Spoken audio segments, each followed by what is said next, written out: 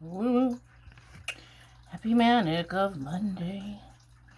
So I was totally just gonna like give a social media break because I have like a really weird stomach ache today. I can't explain it. I think it could be a spiritual attack. I got like a mirror over my stomach. I'm like, this is gnarly, okay?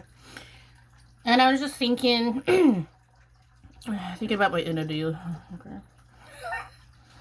People are probably like, what do you mean an entity? I don't know, 2012, a being or something was like in my room, and it was like pretty terrifying. And you don't know what it is. It could be like a ghost, a demon, a djinn, an alien, someone astral projecting. There's like so many, you know. But I was thinking about how like judgmental people are, and like how a lot of people are like racist, and I feel bad for like all the different kinds of aliens, you know. Because like, on this planet as human beings, we don't really get along. I mean, we try to, but there's always some underlying weirdness. And so the aliens are probably thinking like, we don't want to come down here. They don't even get along with their own kind. And I don't like. I was just like having a thought about my entity and about like labeling. Like, is that going to change what kind of being he is if we categorize him as a, an angel, a demon, a ghost, a djinn? He's still going to be the same being. And then when I'm thinking about different beings, because I encounter a lot of stuff for whatever reason, I like to focus on how they treat you instead of us pointing our finger. Because I think that there's good and bad aliens. I've heard of good and bad demons. I think it's important to acknowledge the behaviors, the good and bad people, excuse me. You can't just like take one race of people and say all white people are bad, or it's every race is good and bad people, and I feel like that about beings, okay? But yeah, my entity, he's like the shit, okay? Because I mean, he's been around for 14 years, and we like already got past the terrifying whatevers. He's not, beating me while I sleep, or like choking me, scratching me. If I'm like cold in the winter, he like hovers over me and like snuggles in my bed and keeps me warm and stuff. Like a free heater and stuff.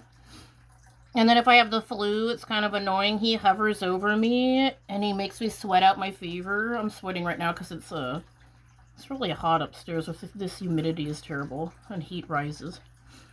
And like I lost my photo ID and I was so bummed and I didn't want to go back to do the paperwork and get a new photo ID, and somehow it like ended up in my room in a weird spot, and I know I lost it in Eureka, and I was like, thank you.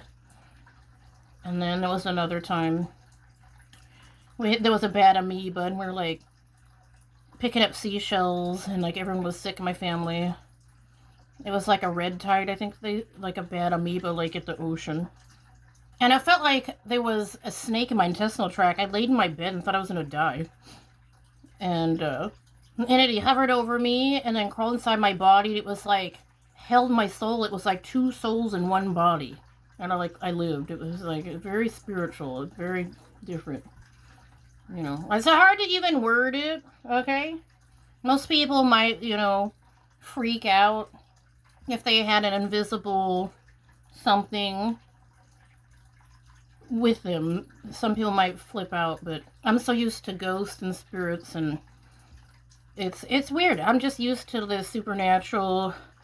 When I did the Redwood Acres flea market, I had a ghost or somebody actually pinch my nipple, and I like had a panic attack, and I had to like leave the building and regroup. They do weird things. I went to the haunted Eagle House and in Old Town, Eureka, very haunted, and like I laid on their couch and some ghost was like caressing my leg. And then I think I went like upstairs and I had this creepy little bathroom, and this ghost of this little girl was like hiding in there, and I'm super haunted and everything. I think, what is it, Eureka Inn? I had a ghost, was all excited, and he's all like, follow me, this was the room I was in. And I like kind of like followed him around and like listened or whatever. It was different. I'm like, that's great. Like, and then like the other thing that cracked me up was when I was at the graveyard and this spirit told me, I don't like who I'm buried next to, and I just burst out laughing. I'm like, okay, like, yeah. So we're just ranting about weirdness. I'm like used to weirdness. It blows my mind when I think about people that don't have any supernatural events and they don't see any ghosts, they don't get any downloads, and it's just like a boring existence. But yeah, the entity, I feel more love off of this being than I've ever felt off of any human being in my entire life. I don't think that he's an evil, because I know religious people would be like, that's a disembodied spirit, that's a bad. Well, if he's throwing bread at my head and scratching me up, maybe he's terrible. But throughout the years, man, you know, I could sit in my bed all day long and just have him wrapping around me like a warm, snuggly bear. And so we don't know what the entity is. All I know is that he's the shit. And it keeps me safe. So thank God for something. Friends. That's my best friend is like an invisible entity person. Over and out, and we're done here.